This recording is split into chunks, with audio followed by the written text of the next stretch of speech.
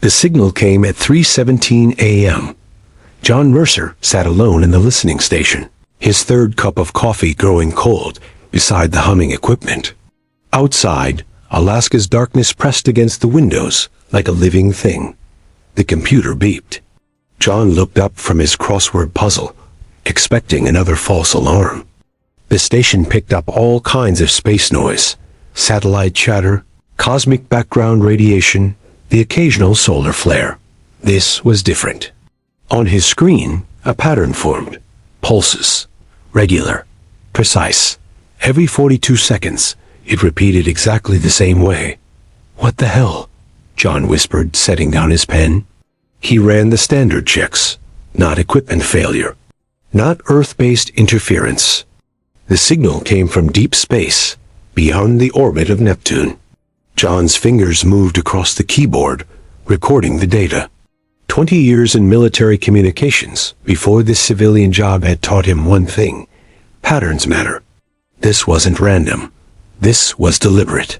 He picked up the phone and dialed his supervisor. "Sir, I need you to come in, now." 3 days later, the small station buzzed with activity. Scientists from NASA, SETI, and 3 universities crowded around John's equipment. Government officials in dark suits stood in corners, speaking in hushed tones. "It's definitely artificial," Dr. Patel said, pointing at the screen. "The pattern repeats with perfect precision. Natural phenomena don't do that." "But what does it mean?" asked one of the suits. John stayed quiet. He'd been watching the signal for 72 hours straight, seeing something the others missed. The pattern wasn't just repeating, it was building. Mathematical sequences. Prime numbers. Then something else. That night, when most had gone to sleep in the temporary quarters, John sat alone with the data. He pulled out paper and began drawing the pattern by hand, the way he used to decode enemy transmissions in the war. "My God," he whispered as the pattern emerged. The next morning, he faced a room of skeptical faces. "It's a distress call," John said firmly. "That's a leap, Mr. Mercer," said the NASA director. "No, it's not." John pointed to his notes. "The pattern uses basic mathematical principles, the kind any advanced species would understand. It's saying something simple.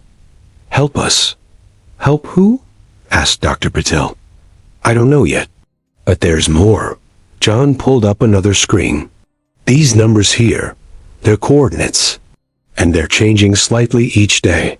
The room went silent. "Whatever sent this message is moving," John continued. "And based on the trajectory, they're heading toward us." "You're suggesting aliens are coming to Earth?" One of the suits laughed nervously. "I'm suggesting someone out there is running from something," John replied. "And they're desperate enough to broadcast their location to anyone who might listen." The government officials huddled together, whispering urgently. Scientists argued over John's interpretation. But John turned back to the screen, watching the signal pulse steadily. A week later, the president addressed the nation. The signal was classified as unexplained space phenomena. The public was told not to worry.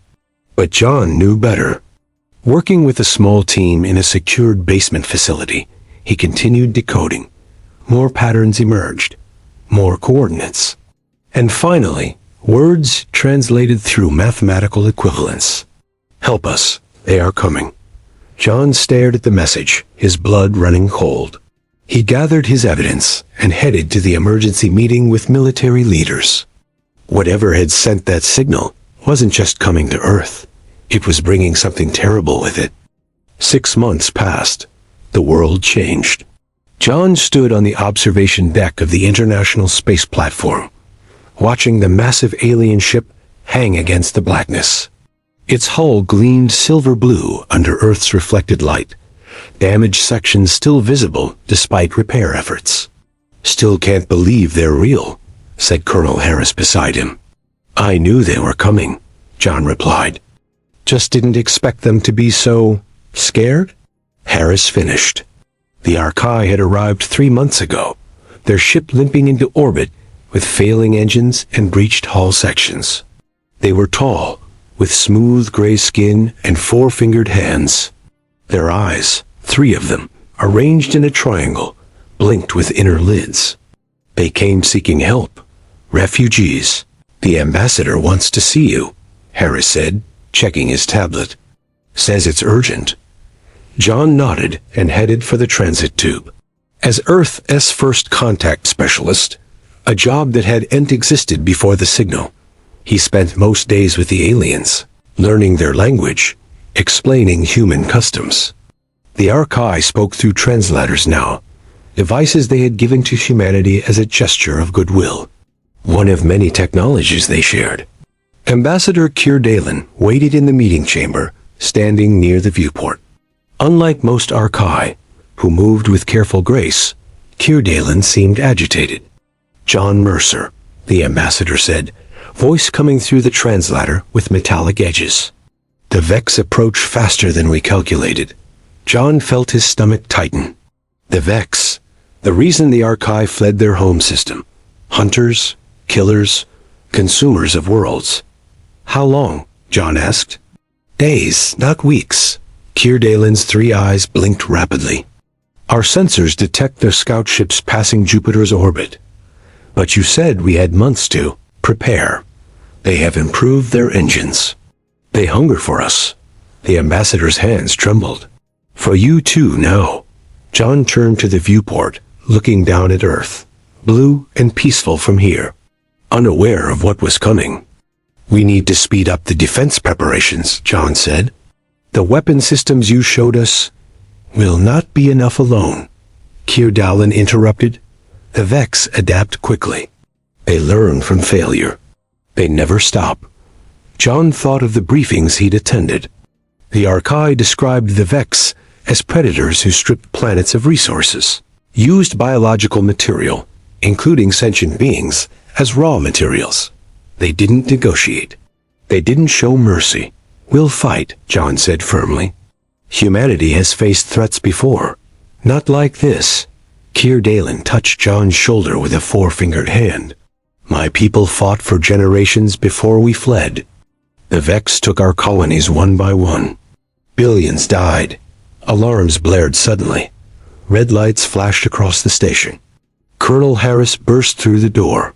John, we've got multiple contacts entering the solar system. Big ones. John rushed to the command center with Harris and Keir Dalen. The main screen showed the solar system map, with new objects appearing at its edge. 7 ships, said the tactical officer. Bigger than the Archai vessel. Moving fast. The Vex battle fleet, Keir Dalen whispered. They found us sooner than I feared. John watched the screen as more contacts appeared. 10 ships now. 12. 15. Get me the president, John ordered. And begin emergency evacuation protocols for all orbital facilities. He looked at Keir Dalen, whose alien face showed an emotion John had learned to recognize. Terror. How long until they reach Earth? John asked. The tactical officer looked up from his console, face pale. At their current speed? 36 hours. The first Vex attack came at dawn. John crouched in the remains of what had been a suburban home outside Denver. The sky burned orange and black where the orbital defense platforms had failed.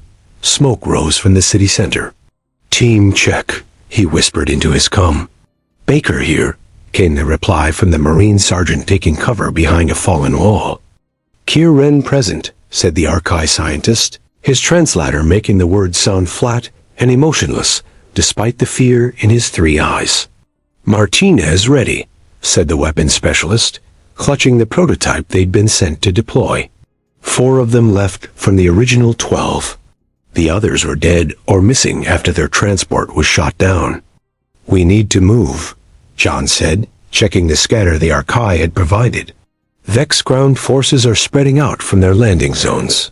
They ran through empty streets. Evacuation had been partial at best. Some houses still showed signs of hasty departure. Doors left open, cars abandoned with keys in the ignition. Others were simply empty, their occupants likely dead or taken. The Vex had hit hard and fast. Their ships tore through Earth's defenses, like they were made of paper. Now they were landing troops, if you could call them that. Movement ahead, Baker warned, raising his rifle. They froze. Around the corner came a Vex Hunter unit. It moved on 6 legs, its body a mix of metal and something like flesh. Where a head should be, sensors rotated constantly. Its arms ended in tools that could become weapons in seconds. Don't move, John breathed. Their visual systems track motion first. The Vex paused, its sensors sweeping the area. John felt sweat run down his back. The creature was 10 feet away, close enough to hear their breathing. It moved on. That was too close, Martinez whispered when it was gone. They reached their target an hour later, a power substation that would let them connect the prototype to the city S-grid. The device, barely larger than a backpack, was the result of frantic collaboration between human and Archaea scientists. This will work? John asked Kier as they set up the device. In theory, the Archaea replied, his long fingers working quickly. The Vex communication systems are vulnerable to certain energy patterns. This should disrupt their local network. Should? Baker asked, keeping watch. We never had time to test it properly, Kier admitted.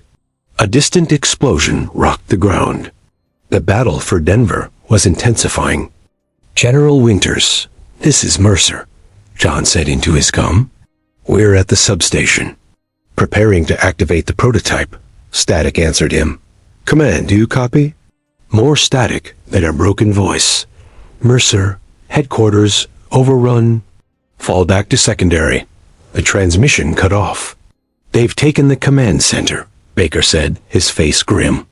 Martinez looked up from the device. We're ready. John nodded. Do it. Kier activated the prototype. It hummed to life, lights blinking across its surface. For a moment, nothing happened. Then they heard it, a high-pitched whine from the direction where they'd seen the Vex Hunter. The sound grew, joined by others from different directions. It's working, Kier said, his alien features showing excitement. Their communication network is failing. A crash came from nearby, then another. They're not happy about it, Baker said, raising his weapon. John checked the scanner. Red dots were converging on their position from all directions. They've located the source, he said. We need to move, now. They grabbed what equipment they could and ran. Behind them, the substation exploded as the first Vex units reached it. The prototype worked, John said, as they fled through back alleys. If we can deploy more across other cities, we might have a chance. A shadow passed overhead. They looked up to see a massive Vex ship hovering above the city, its underside opening like a mouth. We need to find cover, John started to say. The ground in front of them erupted. Dirt and concrete flew into the air. When the dust cleared, they found themselves surrounded by Vex Hunter units, weapons aimed at their heads. And behind the hunters stood something else. Taller, more humanoid, its body gleaming with technology beyond anything John had seen before. It spoke, the sound translated somehow into words they could understand. Humans. You have something that belongs to us. John stared at the tall Vex leader, mind racing. We have nothing of yours. The creature tilted its head. Its face was smooth metal, with glowing points where eyes should be. The Archaea, it said, pointing at Kier. They are ours. All biological material is ours to harvest. Baker shifted his rifle slightly. John gave him a tiny head shake. Not yet. Why? John asked, buying time. Why do you need other species? To improve? To grow? To become perfect? The Vex leader stepped closer. Your species shows interesting adaptability. You will make excellent additions. John noticed something. The hunter units surrounding them were moving oddly, their movements less coordinated than before. The prototype had worked, at least partially. Now, John whispered. Baker fired at the nearest hunter. Martinez threw a flash grenade. In the chaos, they ran, splitting up as planned. John grabbed Kieran and dove into a drainage tunnel. Water soaked their clothes as they splashed through darkness. The prototype worked, Kieran said between breaths. Their network is disrupted. Not enough, John replied. We need the main plan. They emerged 2 miles away, in a park now serving as a makeshift military base. Soldiers moved quickly between tents and vehicles. The sky above was dark with smoke and flashes of weapons fire. General Winters had survived. His arm was bandaged, his face dirty, but he was alive and commanding what remained of the Western Defense Forces. Mercer, he said when John reported in. Thought you were dead. Nearly was. The prototype works, sir.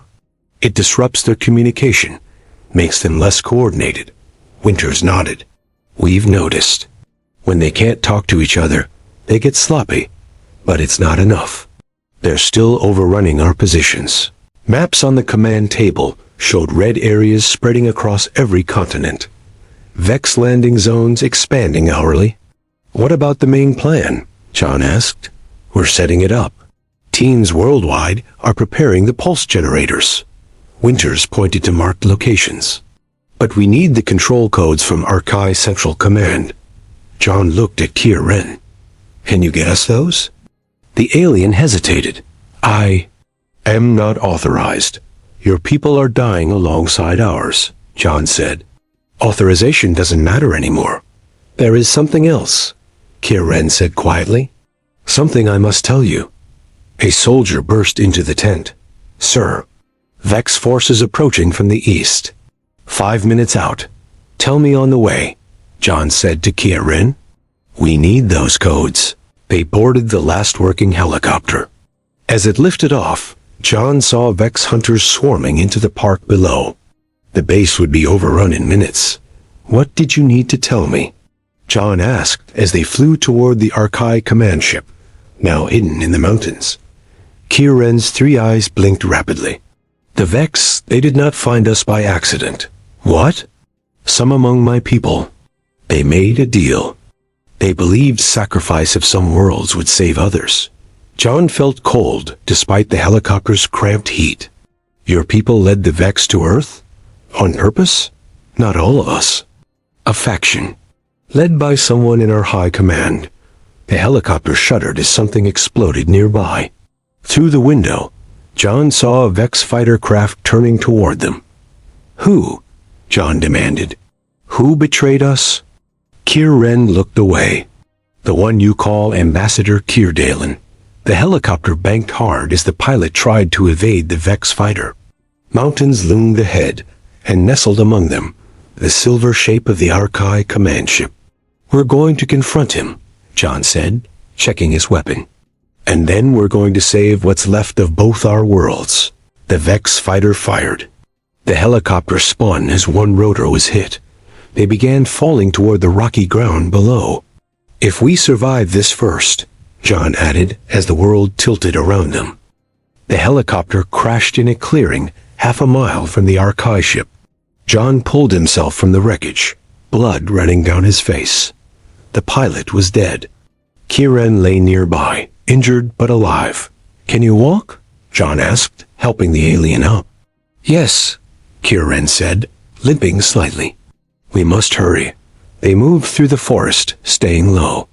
Above them, Vex ships searched the area, their engines howling like angry beasts. The Arkai command ship was built into the mountainside, its entrance guarded by both Arkai and human soldiers. They recognized John and let them pass. Inside, the ship hummed with activity. Arkai technicians worked alongside human scientists. Screens showed battles raging worldwide. Where is Kierdalen? John demanded. Command center, said a human officer. They're preparing the final defense plan.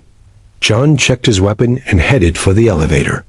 Kieran followed, his alien face showing what John had learned to read as determination. The command center doors slid open. Ambassador Kierdalen stood at the main console, surrounded by Arkai leaders and human generals. John Mercer, the ambassador said, turning. We feared you were lost. John raised his gun. Step away from the console. The room went silent. Human soldiers raised their weapons, unsure who to aim at. "What is this?"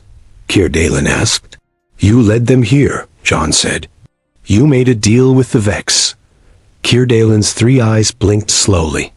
"Who told you this lie?" "I did." Kieran stepped forward. "I found the transmission records. You and your faction believed sacrificing Earth would save our remaining colonies." The ambassador was silent for a moment. Then he sighed, a strange whistling sound. "We had no choice. The Vex would have found all our worlds eventually. This way, some of us survive. Millions are dying down there," John said, his gun steady. "My people? Your people? For what?" "For survival," Keir Dalen replied. The needs of a human general cut him off. "Save the speech. We need those control codes for the Pulse network. Now." Keir Dalen looked at the weapons pointed at him. "The Pulse will not stop them. Nothing stops the Vex." "The codes," John repeated.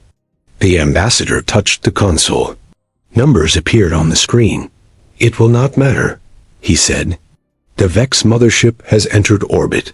Soon they will." The mountain shook. Dust fell from the ceiling. "They're attacking the base," someone shouted. John grabbed the codes and turned to the general. "Get these to the Pulse network teams. We need global activation in the next 10 minutes. The general nodded and rushed out. "What now?" Kieran asked. "Now we fight," John said. "And we use what makes humans different." On screens around the room, they watched as teams worldwide activated the pulse generators. The devices were based on the prototype, but much stronger, designed to completely disrupt Vex communication.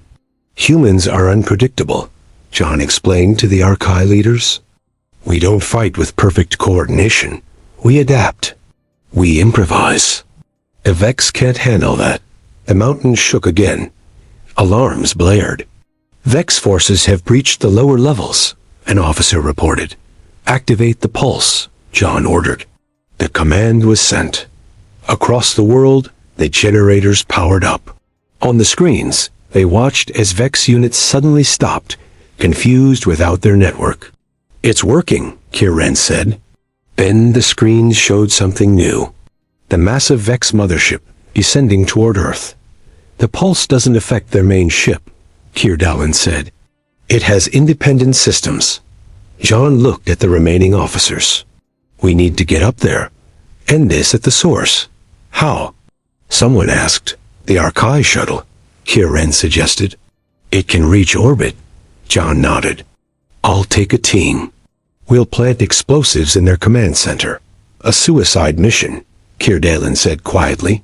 "Maybe," John replied. "But humans don't give up." As they prepared to leave, a new signal appeared on the communication system.